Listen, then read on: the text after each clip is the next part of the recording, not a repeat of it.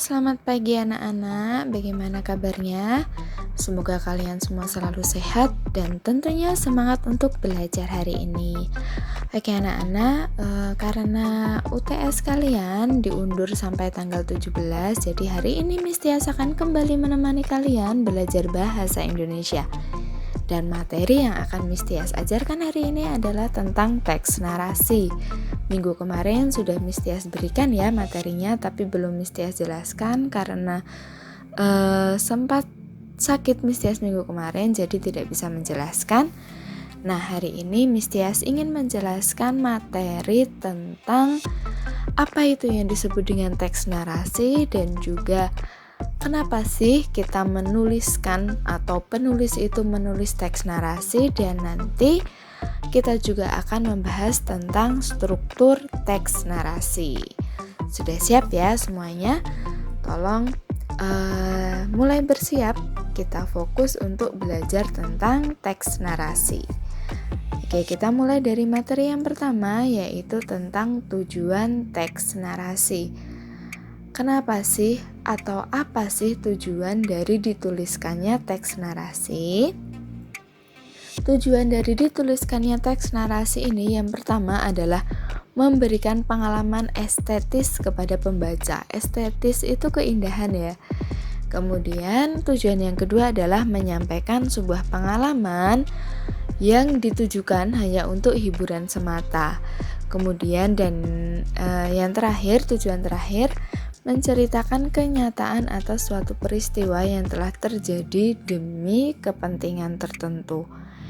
Nah, ini adalah tujuan teks narasi, tujuan dituliskannya teks narasi. Lalu apa sih sebenarnya teks narasi itu? Oke, pengertian dari teks narasi itu apa sih sebenarnya? Kok tujuannya tadi memberikan pengalaman estetis kepada pembaca? Nah, menurut Kamus Besar Bahasa Indonesia, kata narasi ini adalah sebuah kata benda yang isinya pengisahan suatu cerita atau kejadian cerita atau deskripsi suatu peristiwa atau kejadian. Narasi ini juga diartikan sebuah kisahan. Nah, dari kata narasi itu kemudian ada kata naratif. Kalau tadi narasi itu kata benda, naratif ini kata sifat. Dari kata narasi terbentuklah sifat, yakni naratif. Apa itu naratif? Naratif adalah bersifat narasi atau bersifat menguraikan atau menjelaskan. Nah, apa yang dijelaskan? Yang dijelaskan dalam teks narasi ini dapat berisikan fakta atau fiksi atau rekaan yang dihayalkan oleh penulisnya. Jadi teks narasi ini bersifat penguraian atau penjelasan mengenai sebuah peristiwa. Narasi ini bisa berisikan fakta atau juga fiksi. Nah, di materi ini kita akan membahas tentang teks narasi yang berisi fiksi atau rekaan. Teks narasi yang berisi fiksi atau rekaan ini biasa kalian temui kalau kalian pernah baca dongeng atau fabel seperti itu ya. Nah, itu adalah contoh dari teks narasi yang berisi fiksi. Gitu. Nah, kalau untuk yang isinya fakta, salah satu contoh dari teks yang berisi fakta adalah teks deskriptif yang sudah kita pelajari di pertemuan sebelumnya. Gitu. Nah, kemudian apa yang membedakan teks narasi ini dengan teks-teks yang lain?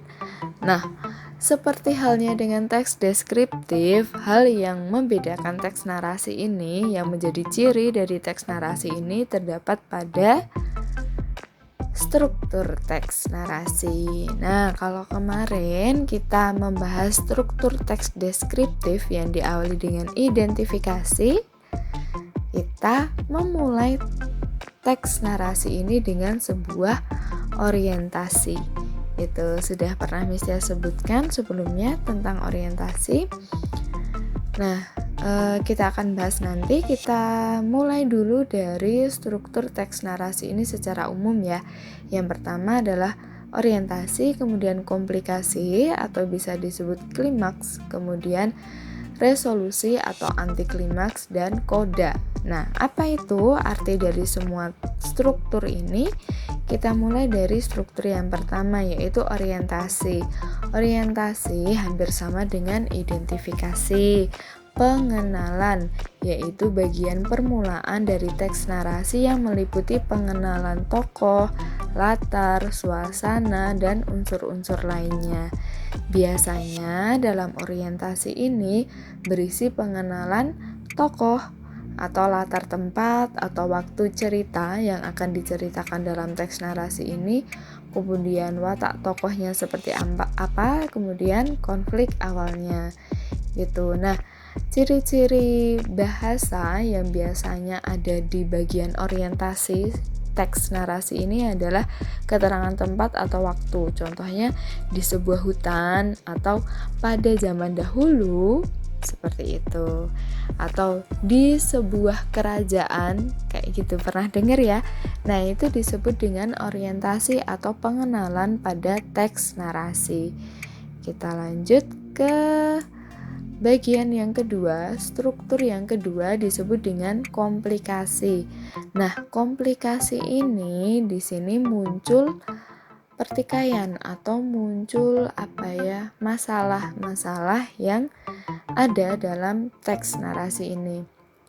Nah, komplikasi ini ada dua bagian. Yang pertama adalah awal pertikaian dan kemudian klimaks atau puncak pertikaian, atau bisa kita sebut juga dengan konflik gitu ya.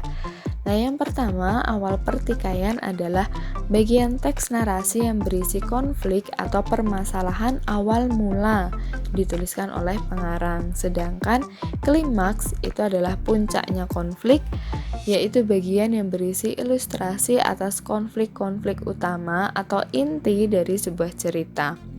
Nah, ciri isi dari bagian komplikasi ini adalah biasanya berisi awal terjadinya masalah, kemudian ada perubahan atau ada kejutan, kemudian mencapai klimaks.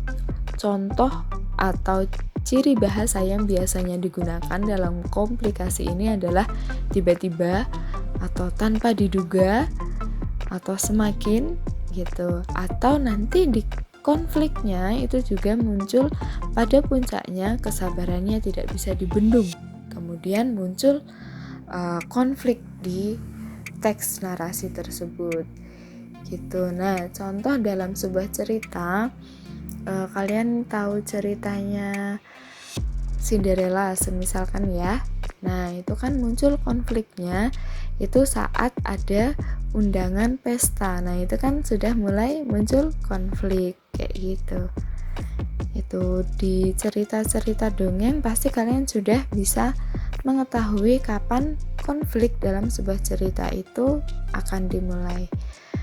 Oke, kita lanjut ke struktur yang selanjutnya ya. Struktur yang selanjutnya setelah tadi ada awal konflik dan juga puncak konflik atau klimaks.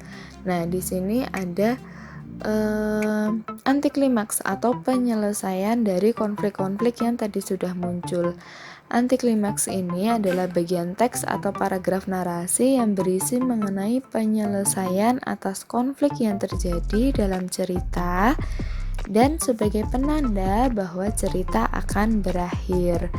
Itu biasanya udah mulai akhir gitu, sudah adem gitu ya. Ciri isinya adalah berisi penyelesaian masalah atau kondisi akhir peristiwa. Bisa juga berisi akibat dari perilaku tokoh. Semisal ada antagonisnya gitu ya. Sifatnya antagonis itu akan ada akibatnya. Itu munculnya di anti klimaks atau resolusi ini. Kemudian ganjaran yang diterima tokoh atau perubahan watak tokoh menjadi baik. Ciri bahasanya dia menyadari atau ada kata-kata akhirnya. Oke, itu tadi tentang orientasi, komplikasi, kemudian resolusi. Dan yang terakhir, bagian yang terakhir dari sebuah teks narasi adalah koda. Koda ini ada teks narasi yang memiliki bagian koda ini, ada juga yang tidak wajib gitu ya. Koda ini berisi nilai moral yang diungkapkan oleh pengarang secara implisit pada akhir cerita. Implisit itu tidak langsung gitu. Kemudian perubahan yang terjadi pada tokoh dan pelajaran yang dapat dipetik dari cerita tersebut. Kadang ada yang langsung dituliskan di teksnya, kadang ada yang secara tersirat gitu.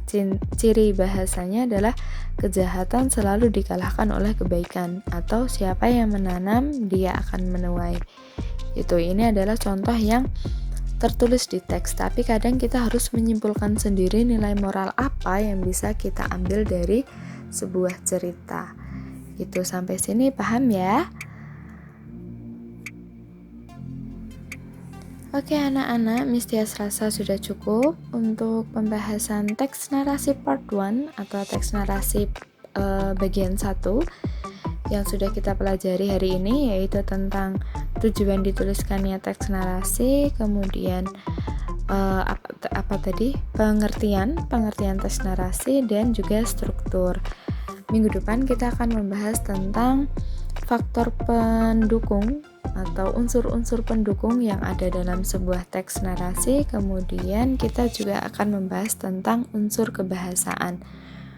Oke, sebelum kalian UTS tanggal 17 nanti, Miss Tias harap Miss Tias bisa menemani kalian untuk memahami kedua teks, yaitu teks deskriptif yang sudah kita pelajari minggu lalu dan juga teks naratif yang akan Miss Tias bahas sampai minggu depan.